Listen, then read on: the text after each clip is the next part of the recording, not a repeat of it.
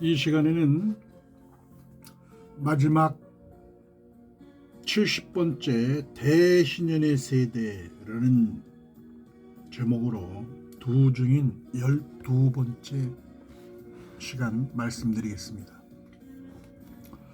성경은 창세전에 영원한 새 안식처로 예배해 놓은 새하늘과 새 땅을 아브라함과 체결한 횃불 언약을 통해서 그 자손들에게 기업으로 주실 것을 약속하시고 역사적인 흐름 속에서 이 언약의 성취를 증거하고 있습니다.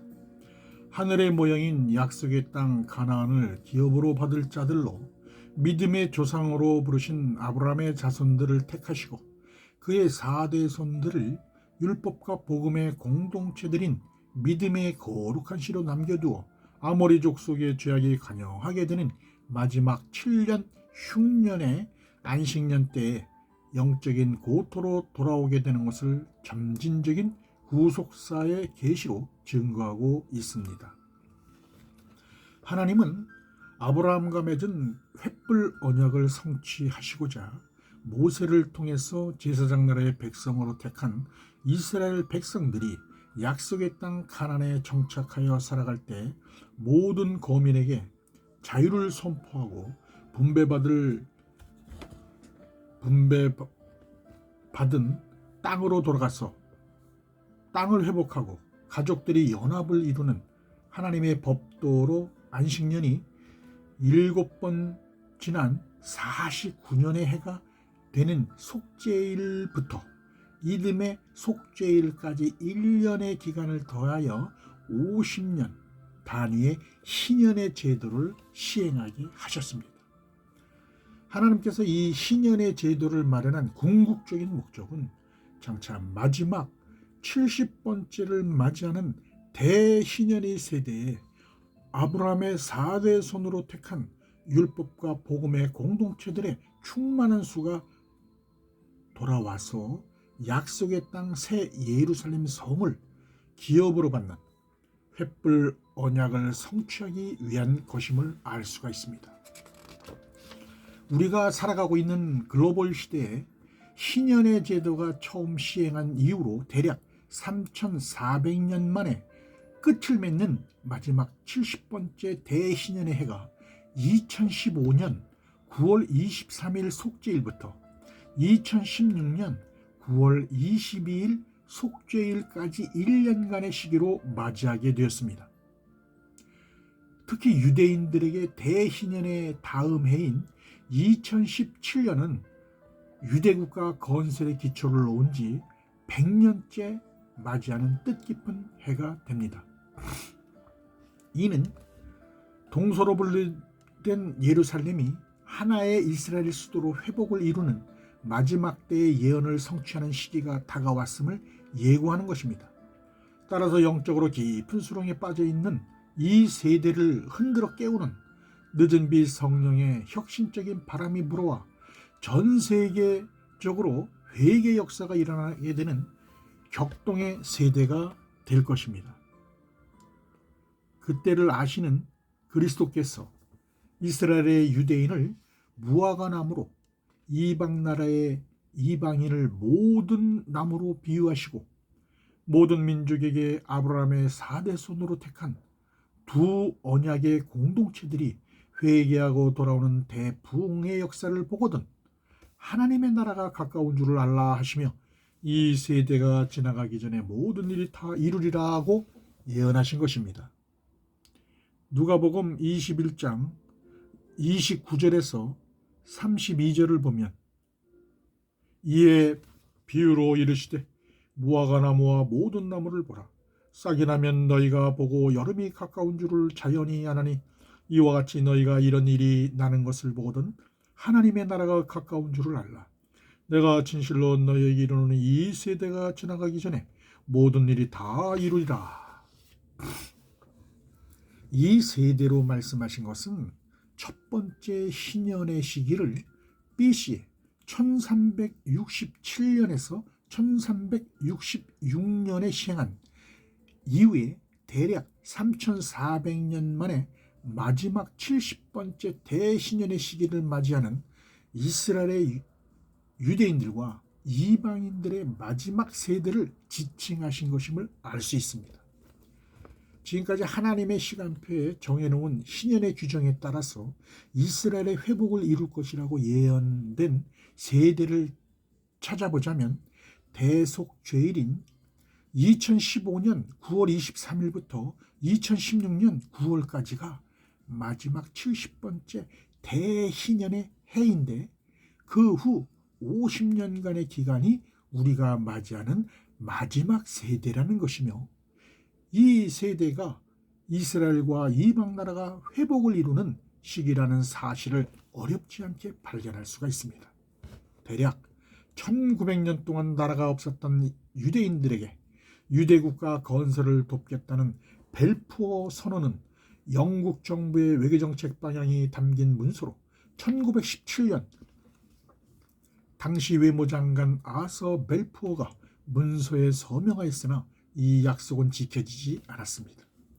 그러나 이 일을 계기로 아프리카, 유럽, 러시아, 중국, 북남미 대륙 등 전 세계에 흩어져 모계 사회를 이루며 살던 디아스포라 유대인들은 피부색이 다르고 인종과 언어가 달랐지만 유대 국가의 재건을 위해서 1900년 만에 팔레스타인으로 이주하기 시작했습니다. 그리고 2차 세계대전이 끝나는 시점인 1947년 5월 유엔의 팔레스타인 특별위원회는 팔레스타인 내 두 개의 자치국가가 존재한다는 안을 제안하였고 1947년 11월 29일 유엔이 이 안을 표결에 붙인 결과 찬성 33표, 반대 13표로 이에 유엔은 이스라엘 독립을 승인하게 된 것입니다. 이로써 1948년 영국의 팔레스타인 통치가 만료되기 직전인 1948년 5월 14일 이스라엘의 초대 총리가 된 벤구리온이 이스라엘 독립을 선포하는 감격의 날을 맞이하게 되는 것입니다. 따라서 1917년에서 1918년에 맞이한 68번째 신년으로부터 50년간 계수되는 68번째 신년 세대에는 1900년 만에 벨푸어 선언으로 촉발된 유대국가로의 출범이 태동되어 이스라엘 나라가 1948년 5월 14일 독립하게 되었지만 예루살렘을 완전히 회복하지 못한 상태였기 때문에 마지막 세대의 시기로 볼 수 없는 것입니다.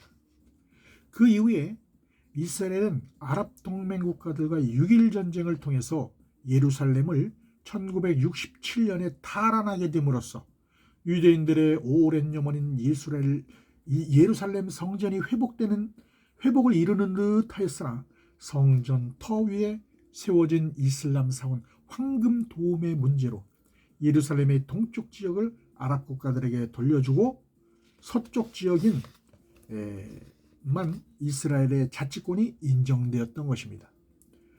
따라서 1966년 9월에서 67년 9월에 맞이한 69번째 신년의 세대에는 이스라엘의 수도 예루살렘의 자치구역이 동서로 나누어지게 됨으로써 실제로 예루살렘 서쪽 지역만 수도의 기능을 회복하게 되었기 때문에 이 기간 역시도 마지막 세대의 시기에 해당하는 조건을 충족시키지 못하였습니다. 따라서 68번째 신년의 세대에는 1900년 만에 고토로 돌아온 이스라엘 백성들의 1차 회복 시기로 1948년 5월 14일에 이스라엘 나라의 독립을 성취하게 되었으며 69번째 신년의 세대에는 2차 회복의 시기로 1967년의 6.1 전쟁으로 탈환한 이스라엘의 수도 예루살렘의 기능이 반쪽만 회복을 이루었습니다. 아직 예루살렘은 하나의 이스라엘 수도로 확정되지 못하고 텔아비브를 임시 수도로 사용하게 되었기 때문에 이스라엘의 완전한 회복을 이루는 마지막 세대의 시기가 될 수 없는 것입니다. 그리스도께서 이 세대가 지나가기 전에 모든 일이 다 이루어질 것을 예언하신 마지막 세대는 하나님의 시간표의 마지막 70번째를 맞이하는 대신년의 세대로 정하신 2015년에서 2065년까지의 시기가 바로 마지막 70번째 맞이하는 대희년의 세대입니다. 이 시기가 지나가기 전에 하나님의 나라가 임하게 된다는 사실을 미리 예언해 놓으신 것입니다. 이 예언의 말씀을 입증해 줄 기준 시점을 찾는 것이 우리 세대의 최대 현안이 될 것입니다. 그 시점이란 하나님의 관점에서 동서로 나뉘어져 있는 예루살렘이 하나의 이스라엘 수도로서 그 기능이 완전히 회복을 이룬 시점을 말합니다. 따라서 먼저 이스라엘이 완전히 회복을 이루는 시기에 대한 하나님의 관점이 무엇인지 성경적 근거를 찾아보아야 하겠습니다. 구약시대의 천사 가브리엘이 선지자 다니엘에게 이상으로 보여주신 71회의 예언은 유대인들이 바벨론의 포로로 잡혀간 이후 70년 만에 고토로 귀환을 해서 예루살렘 성을 완전하게 재건한 시점을 이스라엘의 회복의 시기로 정하신 것을 성경은 증거하고 있는 것입니다. 그런데 71회 예언의 최종적인 완성은 이스라엘의 회복을 성취하는 주권자로서 예수 그리스도께서 종국적인 메시아 왕국인 하나님의 나라를 세우는 것으로 이루어지는 것인데, 이를 위해서 이 땅에 초림과 재림으로 오시는 역사적인 시기를 계시하기 위해 69일회와 마지막 한 일회로 구분하고 있는 것입니다.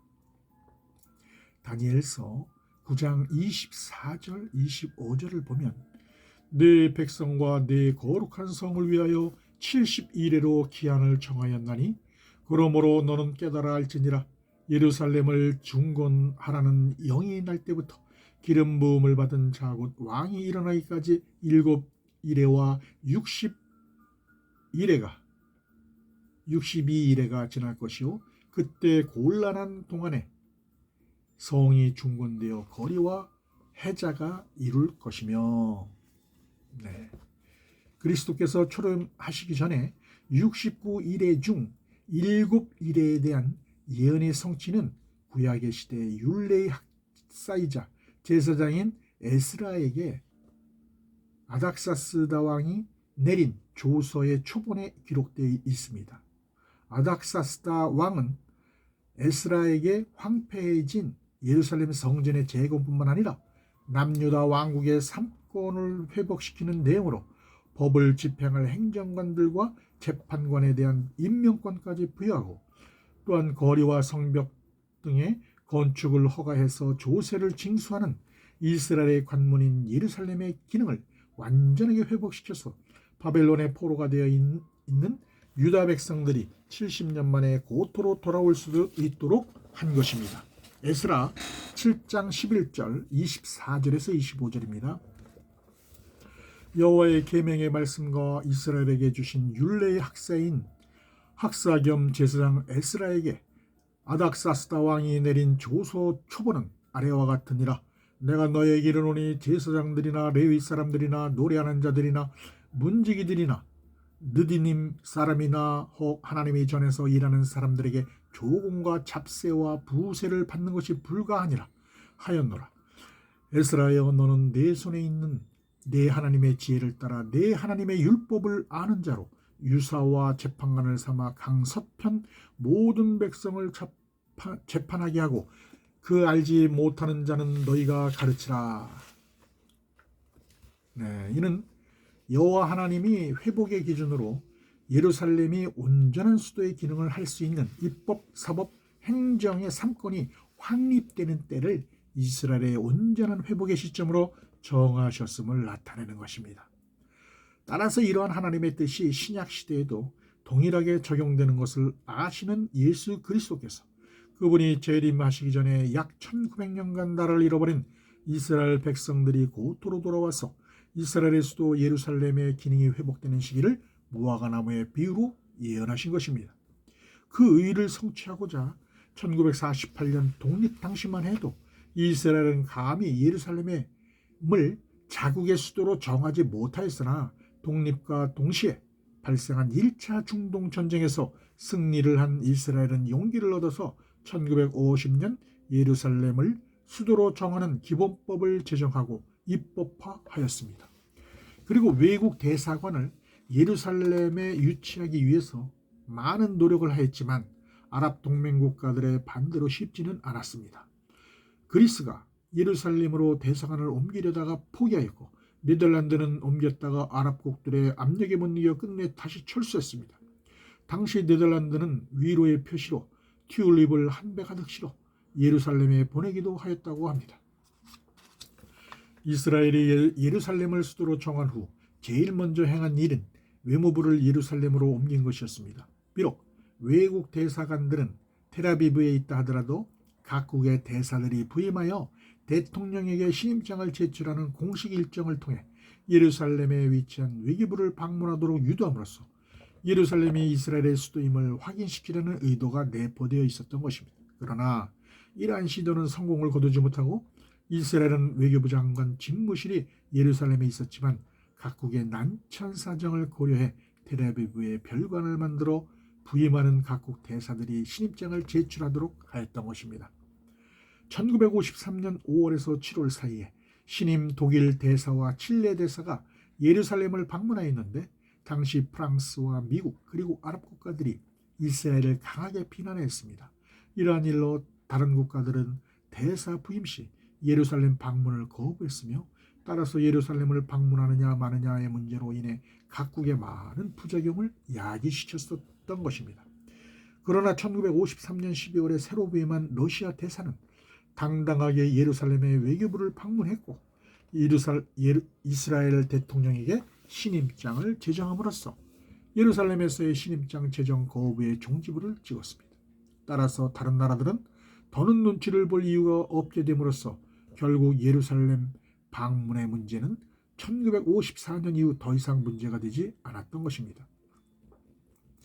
그 후 1967년까지 23개국의 대사관이 예루살렘의 상주에 있었으며 이들 대사관들은 1948년 이스라엘 독립 이전부터 이미 들어와 있던 대사관들로 큰 비난 없이 대사관 업무를 볼 수 있었습니다.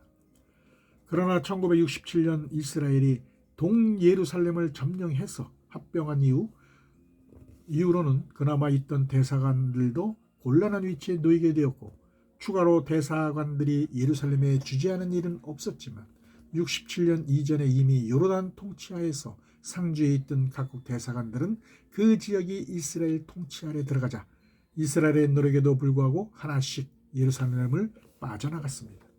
이러한 상황에서 1980년 7월 30일 이스라엘 의회는 이스라엘의 수도로 예루살렘의 기능을 회복하는 기본법을 제정해서 예루살렘은 동서로 분리될 수 없는 이스라엘의 영원한 하나의 수도로 규정한 기본법을 통과시켰고 예루살렘을 이스라엘의 수도로 전 세계에 공표하였습니다. 그러나 아랍 동맹 국가들은 반대 투쟁으로 1980년 8월 20일 유엔 안보리는 결의 478호를 통과시켜 이스라엘의 동예루살렘 점령의 종결을 요구하고 동시에 이스라엘의 동예루살렘 합병을 인정하지 않으면서 국제법 위반으로 간주를 했습니다. 이로써 각국의 대사관과 대표부는 예루살렘에 상주할 수 없게 되었고 예루살렘 대신 임시 수도의 역할을 감당하는 텔아비브에 상주하게 되었습니다.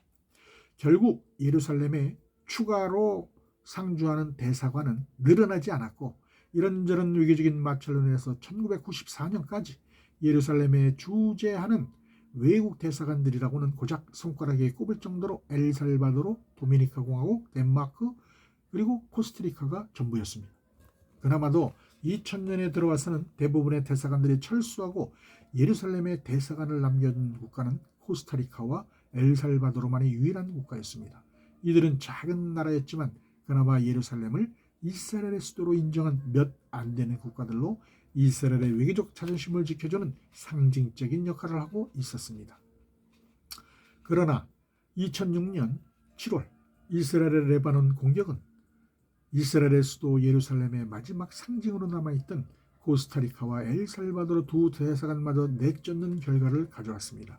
그런데 하나님의 뜻에 따라 이스라엘 독립 이후에 이스라엘 의회가 수도 예루살렘의 기능을 회복하는 기본법을 제정해서 동서로 분리된 예루살렘을 이스라엘의 영원한 수도로 전 세계에 공표한 1980년 7월 30일이 바로 신약시대 그리스도께서 재림하시기 전에 정해놓은 예루살렘이 회복되는 안식년의 시점이라는 중대한 사실이 밝혀지게 되었습니다.